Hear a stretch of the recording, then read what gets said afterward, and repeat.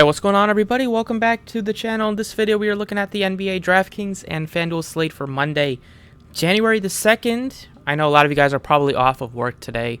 As well, we have a monster NBA slate to get us started for the first Monday of the new year. 10 games.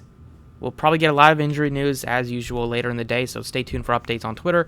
We'll go ahead and go through the core first look on DraftKings and Fanduel.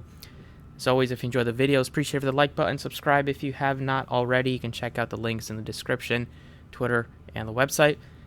So let's get us started with the point guard picks today. You have Luka Doncic leading the way at 12-4. He is coming off of one of the greatest 5-game stretches you'll ever see, with 3 out of the 5 games north of 50 points, triple doubles in 2 games, playing monster minutes, shooting really efficiently, well over 56% in 4 out of the 5 games. Especially for a high-volume shooter. He's just been doing whatever he wants on the floor.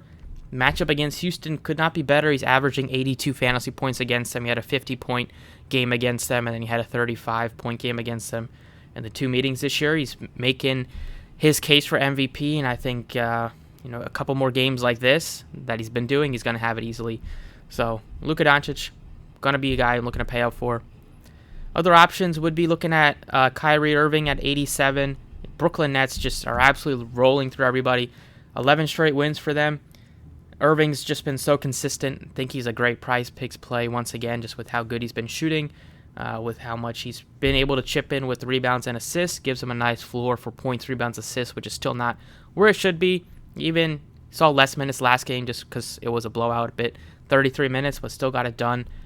Against the Spurs, they play poor defense, so they should be able to do whatever they want in terms of scoring.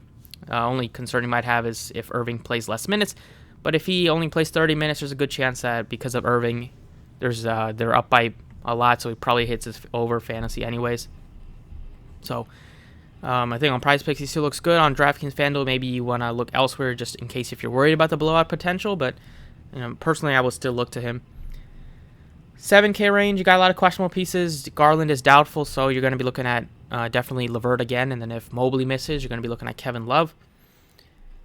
Murray sat last night, so he'll probably be back today. Other picks in 6K range, not looking at too much here. Sixers, Harden should be back, so Melton isn't as good of a play. And then same thing for Maxi's also back for the Sixers today. And then these other guys, I'm not too interested. 5K and 4K range, Ivy looks okay. I mean, he had one of his worst games ever last game. He had like 1 or 2 fantasy points, played 19 minutes. I'd rather go to Burks again, plug him in at the shooting guard position. His price tag isn't moving. He's still getting those good minutes. Finally cooled down a bit. I mean, he couldn't have stayed that hot after his previous 2 games, but still gave you 28 fantasy points with some 7 rebounds, a couple of assists, and he played 28 minutes with how poor Ivy played. Ivy only saw 19 minutes last game. But Burks is still locked in for over 20 minutes, probably over 25 if he's playing well. And it is somewhat of a competitive game because there's definitely a guy that they would want to close with. Over other picks at shooting guard, pay-up-wise, you have Harden. I'm not looking at really anybody else. Mitchell looks fine, just without Garland. Hero, if Butler is probable, if he's back, not going to pay that much for him. 8K, you could look to Poole if you wanted to. 7K range, nothing much sticks out too much except for like Levine, possibly for tournaments. 6K, I like Jalen Green, $6,800, and then you got some good price tags in the 5K range and below. So for some reason, they decided to hold Jamal Murray out for 2 straight games, and Bones Highland looks solid. But you're going to be looking at LeVert. He's going to get the start anyways, just in place of Garland, who's doubtful, and should see even more minutes if Mobley's not able to play.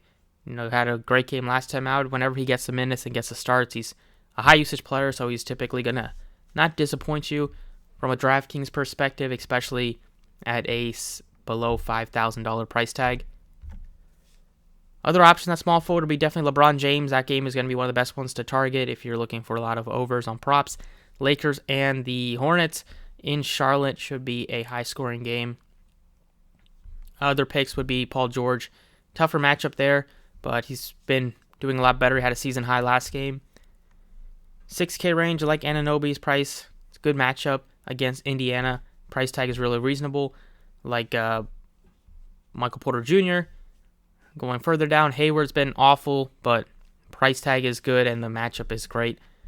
So it could be a spot where you're looking at him in tournaments.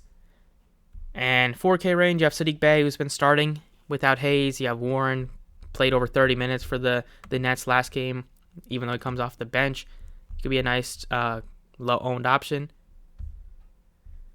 Going over to power forward, pay up is once again LeBron and Durant and Siakam. If Van Fleet is back, then I'm not looking at Siakam much. I'd rather get to LeBron. LeBron would be my favorite out of the three anyways. You have Zion, tougher matchup going up against Embiid down low. So I'm not too interested in him at 97. You'll need about 60 to be pretty happy with him. I'm not going to pay 8K for Christian Wood, even though he's going up against his former team, unless they happen to rule out some people. Value-wise, you have Washington at 58. He looks fine. John Collins at 58, though. He looks probably better. Capella's still missing games. He just fouled out last game against the Lakers. Wasn't able to get into any rhythm in those 23 minutes. But he's pretty consistent when he's not fouling out and getting in foul trouble, which he is one of those guys that he's not as bad as Jaren Jackson Jr., but he typically can run into foul trouble easily. But in this matchup, he should be defending Draymond, who doesn't draw a lot of fouls anyways. Did not know he was shooting the 3 ball that bad. But this price tag, 40-point upside. Like the matchup, and it's a spot where the Warriors can go small at times with Draymond